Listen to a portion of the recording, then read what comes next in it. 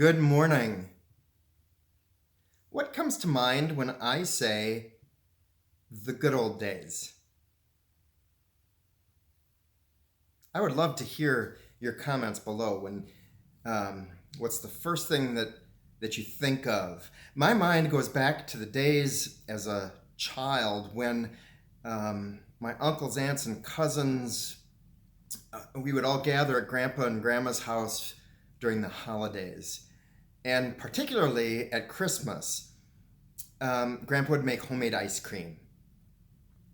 And just as enjoyable as the taste of homemade ice cream itself was the fact that all of us kids participated in the experience. We went and helped get snow and ice from the creek behind the shed that we would bring up to make that delicious treat. What emotions do you feel, do you experience when you're thinking about the good old days? It's often connected to a time that was more simple, when you may have had the love of family, when things were going the way they were supposed to, contentment. I think in the reading for this weekend from Matthew 16, the disciples were thinking about the good old days.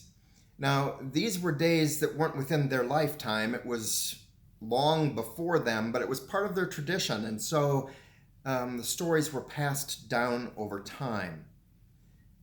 You see, during Jesus' time, the Jewish people were under Roman occupation.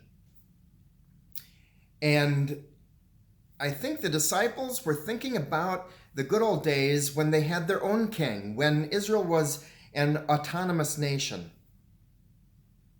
The famous King David's and King Solomon's. And the disciples have been following Jesus, and they hear him talking about this kingdom of heaven. And I think they're just waiting for him to usher in this kingdom where they can be free from the Romans. And not only experiencing freedom, but I think they're also anxious to be participating in that new rule. The disciples may have had conversations between themselves as to what government agency each one was going to help manage. And then you've got them basically probably drooling over what this kingdom is going to be like when Jesus suddenly tells them that he is going to be killed and will be resurrected.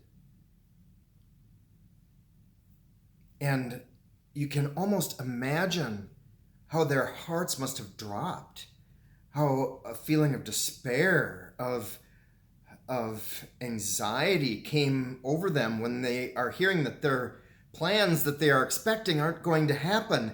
And no, Jesus, this can't happen. Please don't kill our dreams. And Jesus responds to them saying, Satan, get behind me. For your minds are on things of this world and not on divine things, not on the bigger picture. So often when we are going through difficult times, we want to go back to the good old days. But there's no putting life in reverse. There's no getting in a time machine and going backwards. It's always moving forward. Jesus' life was always moving forward. It wasn't stuck to a specific time or to a specific place. And he calls us forward too, putting our trust in Jesus rather than in time, places, people, etc. Check in with worship this weekend on Sunday morning when I'm going to be sharing a message titled The Good Old Days. And I will be digging a little deeper into this message and sharing it in more depth. Until then, I hope you have a great day. I hope you feel blessed. I hope you experience peace and joy. Have a great rest of your week. Goodbye.